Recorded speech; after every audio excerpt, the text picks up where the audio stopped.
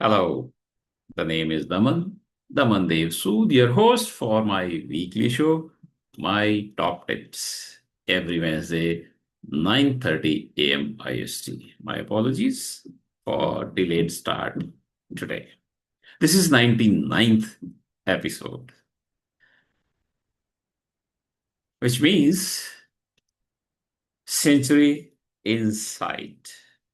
That is on 13th August. Next Wednesday, I'll take a break. I'll talk about that event towards the end of today's talk. I pick up topics around business continuity, crisis, risk, resilience, environment, sustainability, etc. And today it is resilience. I believe resilient people make resilient organizations. So today's discussion is about personal resilience. And in that, creating property as an asset for personal resilience. That's what the topic is today. Very important, according to me. Very difficult area. Buying a property, investing in a property. It's about a year's research, my research in this field that has enabled this discussion, today's discussion. I'm going to give you top tips. In future, my plan is to deliver one full hour webinar on this. So today is tips only. First one is take your own time, but don't delay forever. We know in Hindi, there is a saying, Sahaj pakeso meetha hoy. Sweet is the fruit of patience. But please also do not forget that Shubhasya Shigram also has been said in Sanskrit. Do the right thing and do it without delay. There is no one size fits all answer. We have been using this term in almost all fields, in VCM, in resilience, ABC. It is true about buying a property or investing in a property also. Take informed, deliberate steps, but do move forward. This is right for resilience also. Draw a plan and stick to it. I've seen many startups, many big corporates without a plan, and that's a big gap. So make this a project, run this as a project, then have a plan. Define your start and end date, whether it is a month, which is too short according to me, or an year. Beyond that, it's too long according to me. Difficult to take decision. 6 months roughly is good. Set a goal post. I will either invest or walk away by XYZ date. Do not drift endlessly in research or search mode. So when I said a plan is mandatory, necessary, some inputs for your plan. What is your purpose? Do you want to use it or is it for investment? Within use also, whether it is for your personal own use or do you want to rent it out, for example. What type of property do you want to buy or invest into? An apartment, a villa, a house, land, which may be agricultural, commercial, or farmhouse. Please decide all this for yourself before you take the next step. And what is your budget? What can you afford to invest? This B and C can be interchanged. Your budget may decide or lead you towards the type of property that you want to have, which again I'm saying whether apartment, villa, house, or land, which again may be either agricultural or commercial or farm or farmhouse type.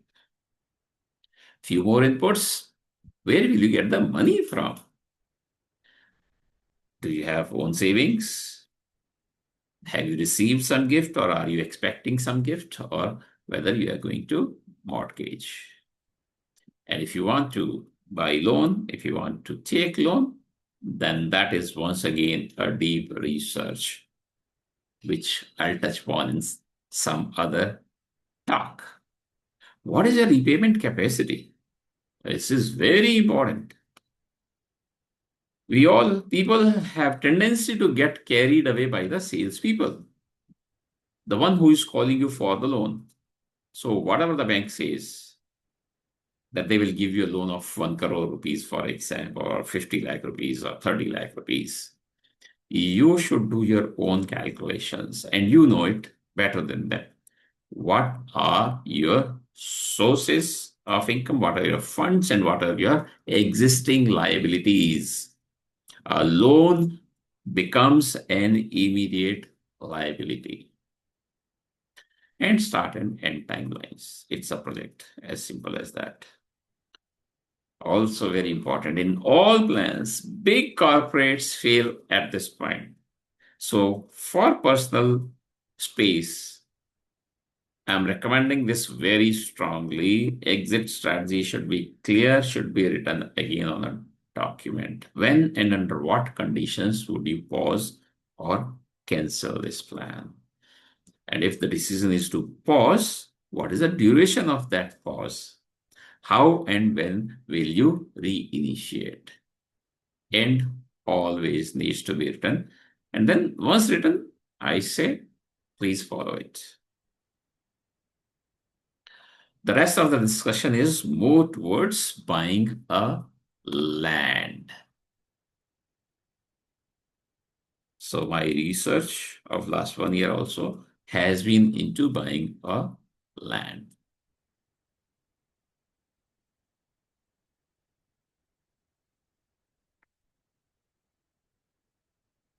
First point is check the developer's credentials, credibility.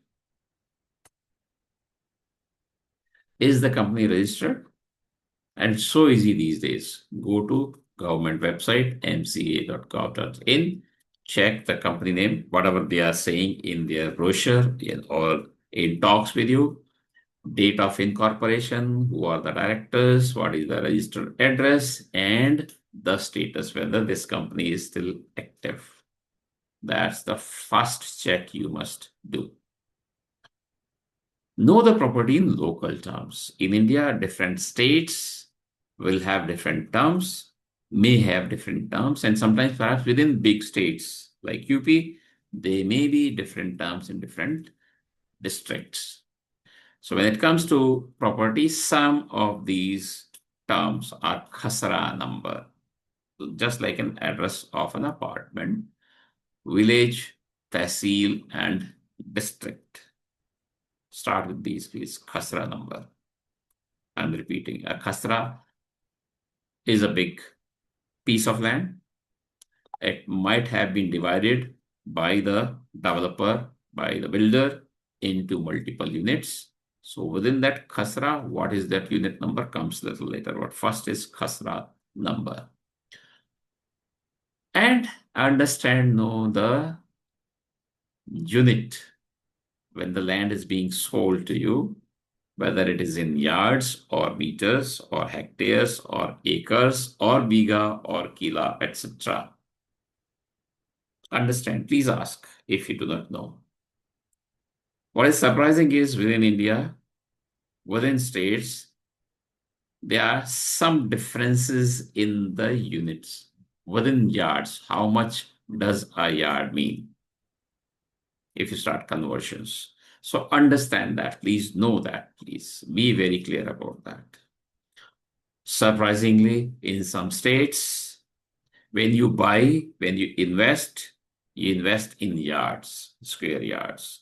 For example, you would know that you are purchasing a farmhouse or farmland of 500 square yards. But when you go to the court, to the registrar for the registry, That comes out to be in square meters. So know about the conversion also, about the rates also. Check the title of the land, please. Ask a registry and mutation of the seller, the builder or the developer. They have purchased it from someone. So do they have the registry? They should be happy to share the copies with you and the mutation. Registry is not much valued, sadly. It's just registered that you have purchased a piece of land for that amount that you might have paid. So it's the consideration amount that is mentioned, nothing more than that. But it helps in initiating a process called mutation when completed. So input to mutation is the registry. Registry is mandatory. Even if I said it doesn't carry much value, but it helps in initiating the process mutation. When completed, mutation helps to get government records updated. So after only mutation is completed in government records, the property would be shown in your name. Ask for this, please. The period of mutation also is different in different states, surprisingly. Somewhere in Haryana, I was told a week, but in UP, up to 45 days, 90 days, something like that. SLA is 1 month, but it may take a little longer than that also.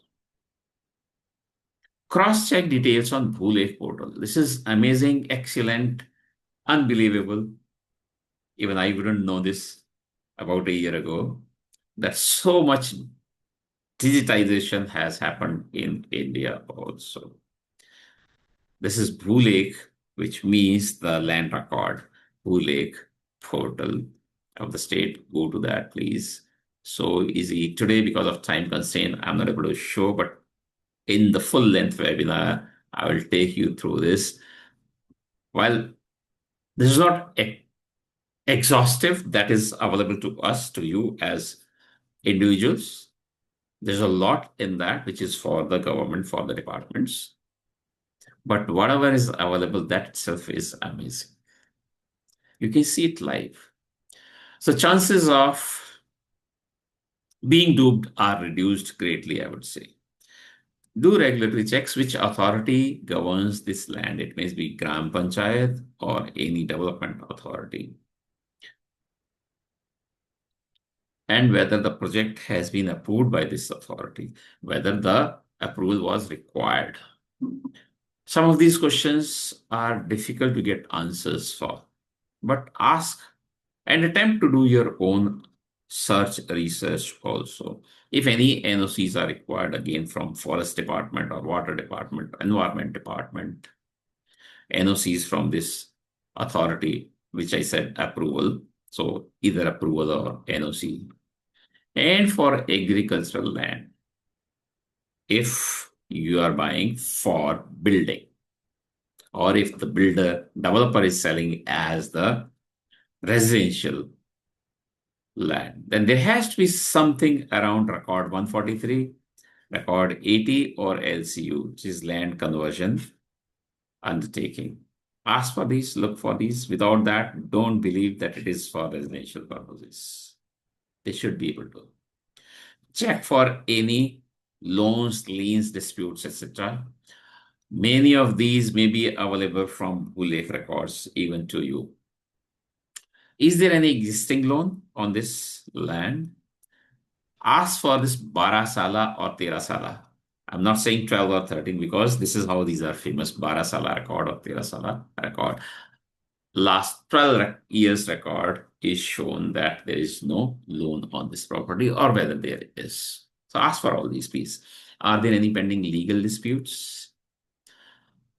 Look for this specifically. Is the land near a river? Because if it's near river, then there are chances of flooding. While the land will be cheaper, But then you have a risk. You need to think yourself. So check if land lies in Khadar. Again, these are Hindi words. When we were studying in primary, we were told Khadar was very highly fertile land, very good. But when it comes to buying property, whether you want to build a farmhouse where at least you will go and stay for some time, or for permanent residence, Khadar lowland is not good, is not advised. Look for Bangar. And again, I am saying this is very difficult to get answer to this question. Ask, find, ask for document 1359. Ask for document 1359 or talk to people, local knowledge, to see what is the risk of flooding in that area. And I'm saying prefer Bangar, which is highland, for stability and usage flexibility. Use online tools, Bulek, highly recommended, amazing, unbelievable that so much has happened even in India and is available readily, easily, no cost or at no cost to citizens also. Ask questions, a lot of them. It's your right.